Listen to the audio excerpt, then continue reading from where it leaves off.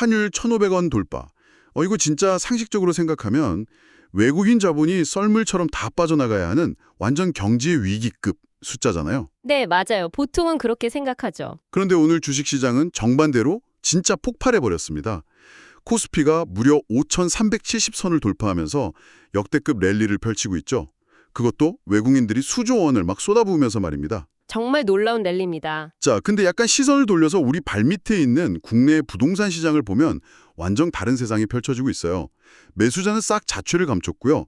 7만 7천 건이라는 그 억눌린 매물 폭탄이 막 쏟아지면서 시장 전체가 아주 콩콩 얼어붙고 있습니다. 완전히 극과 극의 상황이죠. 네, 청취자 여러분, 지금 출근길이시든 회의 준비 중이시든 아니면 그냥 세상 돌아가는 이야기에 호기심이 많으시든 상관없이 오늘 이 딥다이브를 통해서 가장 핵심적인 통찰을 얻게 되실 겁니다. 오늘 우리가 파헤쳐볼 이 2026년 4월 3일의 자료들은 방금 말씀드린 것처럼 한국 경제라는 한 지붕 아래에서 벌어지고 있는 엄청난 모순을 담고 있거든요. 네, 인사드립니다. 사실 동일한 거시경제 환경이나 동일한 금리 체제 아래에서 자산 시장이 이렇게 철저하게 두동강이라는 현상은 결코 흔한 일이 아니거든요. 진짜 흔치 않은 일이죠. 네.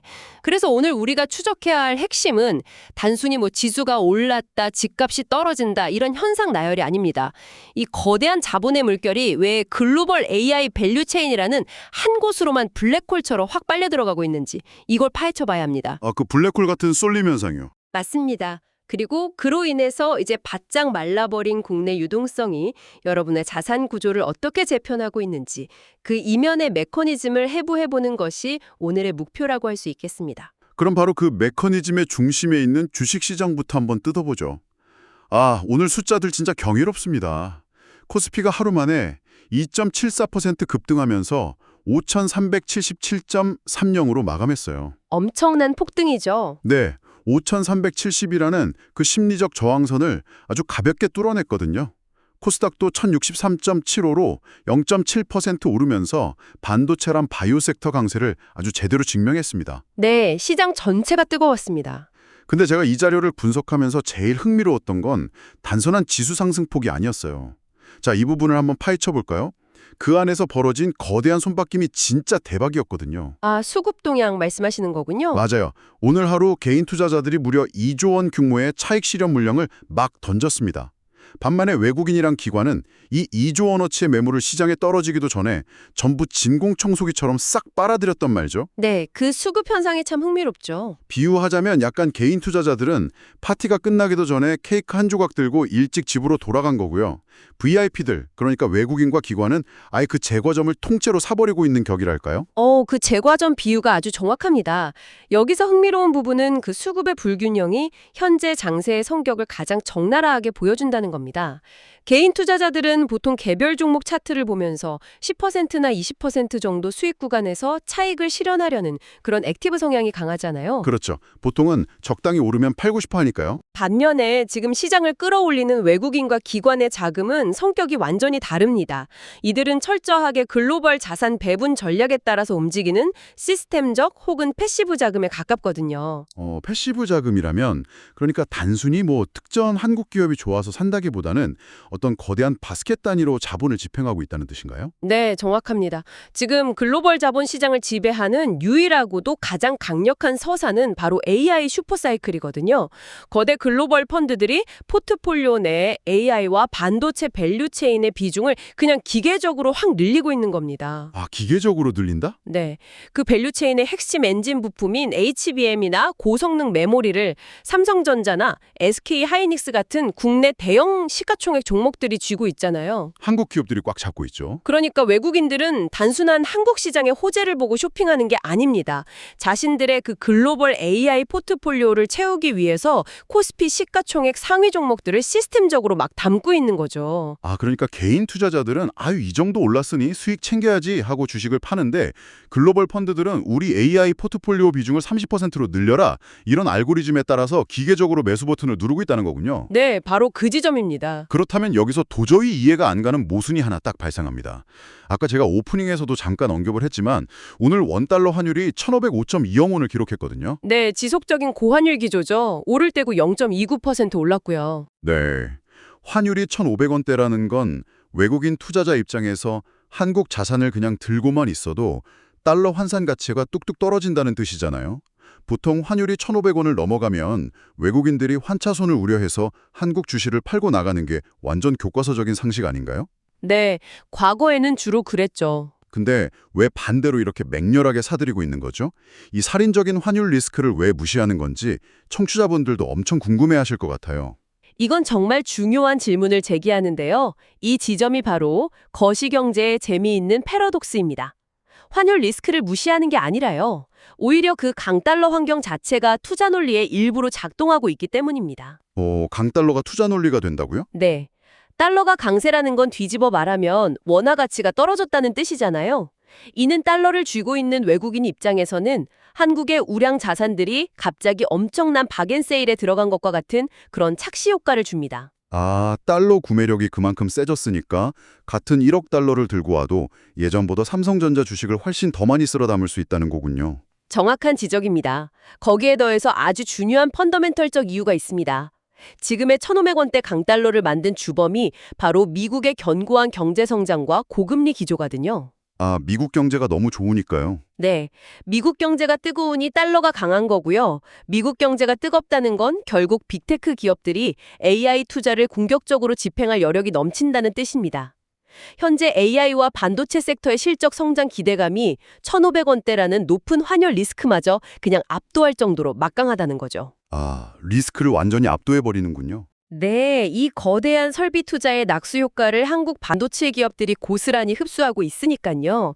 외국인 투자자들의 계산기에는 환차손으로 입을 5에서 10% 손실보다 반도체 실적 폭발로 얻을 30에서 40%의 수익이 훨씬 더 확실하다는 결론이 이미 나와 있는 겁니다. 와, 환차손이라는 페널티를 안고 뛰더라도 내가 1등으로 결승선에 들어갈 수 있다. 이런 확신이 그만큼 강력하다는 뜻이네요. 네, 하지만 여기서 우리가 균형을 잡아야 할 부분도 있습니다.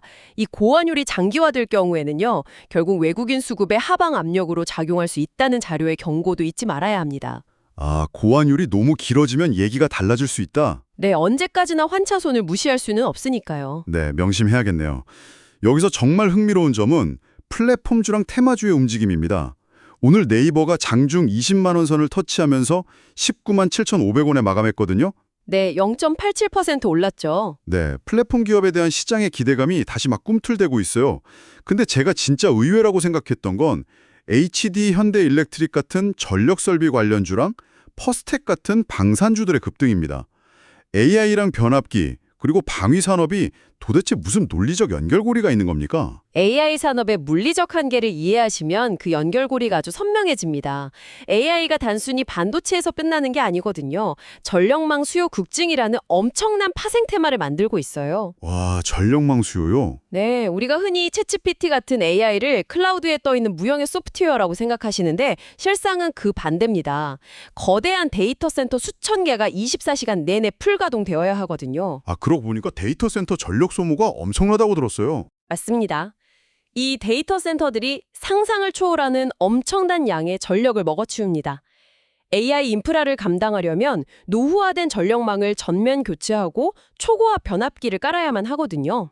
전기 먹는 하마라는 표현이 딱 맞겠네요. 네, 이 전력 인프라 교체 사이클의 글로벌 선두 주자 중 하나가 바로 한국의 전력 설비 기업들이기 때문에 AI 인프라 구축의 필수 요소라는 맥락에서 주가가 폭발적으로 반응하는 겁니다. 와, 그러면 방산주도 비슷한 논리인가요? 방산주 역시 궤를 같이 합니다. AI 기술 경쟁은 이제 단순한 기업 간의 정쟁을 넘어섰거든요. 미국과 중국 등 패권 국가들의 국가 안보와 직결된 지정학적 무기로 격상되었습니다. 국가 안보까지 연결되는군요. 네, 최첨단 무기 체계와 인프라 보안 시스템에 AI가 결합되면서 방산산업 역시 AI 밸류체인의 거대한 파생 테마로 묶여버린 겁니다. 와, 꼬리에 꼬리를 무는 자본의 논리가 진짜 놀랍네요. AI 칩이 필요하니까 반도체가 오르고 그 칩을 꽂을 데이터 센터가 필요하니까 전력망 주식이 오르고 네, 맞습니다. 철저한 연쇄 반응이죠. 그리고 그 데이터 센터를 지키고 국가 안보를 강화해야 하니까 방산주가 오르는 구조군요. 자, 이렇게 글로벌 자금이 AI라는 화려한 블랙홀로 맹렬하게 빨려 들어가고 있는 현장을 확인했습니다. 그래서 이 모든 게 대체 무슨 의미일까요? 이제 시선을 바꿔야 할 타이밍이죠. 주식시장으로는 글로벌 자금이 진짜 블랙홀처럼 빨려 들어가고 있지만 반대로 이 국내 부동산 시장에서는 정부의 돈줄 죄기 때문에 유동성이 급격하게 말라가고 있거든요. 이 구조적 대비가 엄청납니다. 네, 부동산 시장으로 넘어가 보죠. 앞서 말씀하신 대로 주식시장이 화려한 축제라면 부동산 시장은 지금 산소가 부족해서 헐떡거리는 심해 같습니다. 완전히 말라버린 유동성 감흥 상태죠. 여기서 핵심 이슈를 도마 위에 올려봐야 할 것 같아요. 바로 4월 1일에 발표된 금융위원회의 2026 가계대출 관리 방안입니다. 네, 시장에 엄청난 충격을 준 정책이죠. 맞아요. 수도권이랑 규제 지역 내 다주택자들의 주택담보대출 만기 연장이 사실상 불허되었다는 점이 핵심인데요. 저는 이거 보면서 마치 음악이 멈췄는데 의자가 하나도 남지 않았다는 걸 깨달은 다주택자들의 그 의자 뺏기 게임 같다는 생각이 들더라고요. 아주 예리한 비유입니다. 주식시장의 마진콜 압박이랑 정확히 같은 메커니즘이거든요. 한국 부동산 시장의 가장 큰 특징은 전세 보증금과 은행 대출이라는 이중 레버리지를 활용해서 자산을 증식해왔다는 점입니다. 네, 캡 투자 같은 거 많이들 했죠. 그런데 은행이 만기 연장을 거부한다는 건 수억 원에 달하는 원금을 당장 현찰로 갚으라는 최후 통첩이거든요. 다주택자 대부분은 그만한 유동현금을 쥐고 있지 않잖아요. 그럼 진짜 난리 나겠는데요? 네, 결국 빚을 갚기 위해 쥐고 있는 자산을 강제로 시장에 내던져야 하는 이른바 딜 레버리징 국면에 강제로 진입하게 된 겁니다. 와, 자발적인 매도가 아니라 생존을 위한 강제 청산이네요. 유동성이 부족한 집주인들이 당장 새낀 매물 같은 급매물을 진짜 울며 겨자 먹기로 던질 수밖에 없는 절박한 상황이에요. 그 충격파가 데이터로 아주 압도적으로 나타나고 있습니다. 현재 서울 아파트 매물 건수가 연초 대비 무려 38%나 폭증해서 7만 7천 건을 넘어섰습니다. 7만 7천 건이요? 세상에. 정책 발표 이후에 관망세가 아주 짙어지면서 매물 적체 현상이 심화되고 있는 거죠. 이 7만 7천 건이라는 수치는 단순한 숫자가 아닙니다. 시장에 누적되고 있는 하락 압력의 징후 그 자체입니다. 와, 살 사람은 없는데 팔 사람은 넘쳐나는 최악의 상황이네요.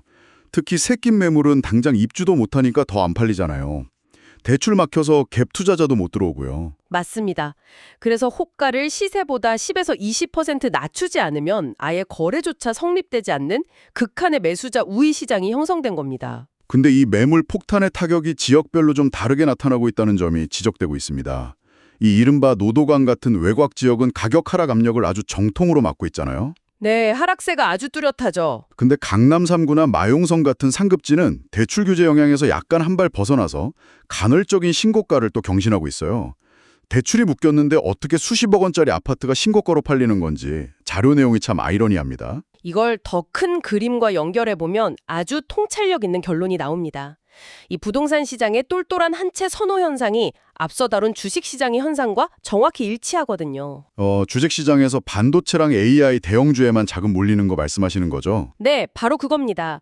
두 시장 모두 불확실성의 시대에 가장 안전하고 확실한 프리미엄 자산으로만 자본이 응집되는 극단적인 양극화, 이른바 초양극화가 일어나고 있는 겁니다. 아, 주식은 삼성전자, 부동산은 강남 한 채. 이게 완벽하게 똑같은 논리네요. 네, 대출 한도가 줄고 세금 부담이 커지니까 다주택자들은 외곽에 흩어져 있던 애매한 아파트들을 급매로 다 정리하고 있습니다. 그리고 그 현금을 모아서 절대 가격 방어가 가능하다고 믿는 핵심지에 똘똘한 한 채로 갈아타기를 시도하는 겁니다. 아하, 진짜 소름 돋네요. 자, 그렇다면 다가오는 5월 9일 양도세 중과 유예 종료라는 타임라인을 우리가 꼭 강조해야 할 것 같습니다. 이 데드라인 때문에 4월 한 달간 다주택자들의 데드라인 매물이 엄청 쏟아질 거잖아요. 네, 시간 싸움이 된 거죠. 청취자분들을 위한 실전 투자 전략은 어떻게 가져가야 할까요? 여기서 청취자분들을 위해 두 가지 압축 전략을 제시해드릴 수 있습니다. 먼저 주식시장에서는 실체가 불분명한 테마주를 피하고 글로벌 패시브 자금이 선택한 확실한 실적 기반의 반도체, AI 밸류체인 위주의 압축 포트폴리오를 유지하셔야 합니다. 네, 확실한 AI 대용주 위주로 가라는 거군요. 부동산은요? 부동산 실수요자시라면 바로 지금 이 4월 한 달이 쏟아지는 급매물을 모니터링하고 기회를 잡을 최적의 시점입니다. 다주택자들에게 5월 9일은 생존의 마지노선이거든요. 징벌적 세금 폭판을 피하기 위해 피를 토하는 심정으로 내놓는 진성 헐값 매물들을 노려볼 만합니다. 와, 실수요자분들께는 엄청난 박앤세일 기간이 될 수도 있겠네요. 자, 오늘 딥다이버에서 다룬 두 자료의 핵심을 정리해 보겠습니다.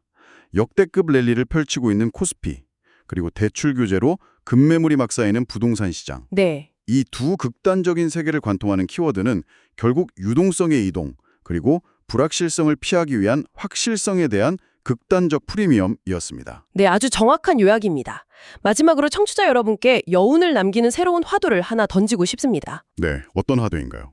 오늘 우리는 1,500원이라는 고환율 속에서도 외국인 자본이 AI라는 거대한 서사를 믿고 코스피 5,370선이라는 기적을 만들어낸 것을 보았습니다. 하지만 곰곰이 생각해 보시길 바랍니다. 네. 를 만나 열기를 급격하게 식히게 된다면 어떻게 될까요? 와우, 상상만 해도 진짜 아찔하네요. 환차손 피하려고 외국인 자본이 썰물처럼 다 빠져나갈 텐데요. 네, 맞습니다. 국내 경제를 받치는 가장 거대한 기둥인 부동산 시장이 자력으로 회복 불가능한 늪에 빠져 구조조정을 겪고 있는 지금 한국 증시를 고점까지 밀어올린 동력은 오직 외국인의 외부 자본과 AI라는 단일 서사뿐입니다. 이 외줄이 끊어졌을 때 펀더멘털이 취약해진 한국 경제가 그 충격을 과연 온전히 흡수할 수 있을지 냉정하게 자문해 보아야 할 시점입니다. 와, 그렇네요. 진정한 리스크는 어쩌면 폭락하는 시장이 아니라 이토록 눈부시게 화려한 축제의 한가운데에 가장 조용히 싹두고 있을지도 모릅니다. 와, 축제가 화려할수록 출구 위치를 가장 먼저 확인해야 한다는 생각이 확 드네요. 단순히 지수가 오르고 매물이 쌓인다는 표면적인 뉴스를 넘어서 그 밑바닥에서 거대하게 꿈틀거리는 자본의 진짜 논리를 추적해본 시간이었습니다. 네, 의미 있는 탐구였습니다. 청취자 여러분, 오늘 하루 우리가 함께 고민한 이 날카로운 질문들을 자산관리의 중요한 나침반으로 삼아보시길 바랍니다. 화려한 시장 이면의 진짜 리스크가 무엇인지 꼭 고민해 보시고요. 오늘의 딥다이브는 여기서 마칩니다. 다음에도 세상을 꿰뚫어보는 가장 결정적인 자료들을 한가득 안고 다시 돌아오겠습니다. 함께해 주신 여러분 감사합니다. 감사합니다.